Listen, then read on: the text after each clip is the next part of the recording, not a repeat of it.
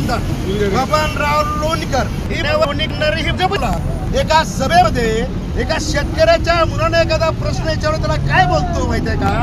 तुझ्या बापाला पेराला जे 6,000 नरेंद्र मोदीने दिले, त्यावरच्या एका पुढे मी दिलोय, तुझ्या बापाच्या बाटली चप्पल भारतीय जनता पार्टी दिले, ही मुजुरी भाजपची जात यांची जागा दाखवण्यासाठी निषेधासाठी आम्ही थोडी मारून आंदोलन केलेलं आहे। या आंदोलनाच्या माध्यमातून जिल्हा शिवसेनेच्या वतीनं, महाराष्ट्र नवनिर्माण सेनेच्या वतीनं विनंती आहे, महाराष्ट्राचे मुख्यमंत्री आपल्याला विनंती करतो की आपण शिफारस करून महाराष्ट्र निवडणूक आयोगाकडे, केंद्रीय निवडणूक आयोगाकडे आपण या बबनराव लोणीकरांची आमदारकी रद्द करण्यासाठी शिफारस करावी, जी आमदारकी रद्द करावी।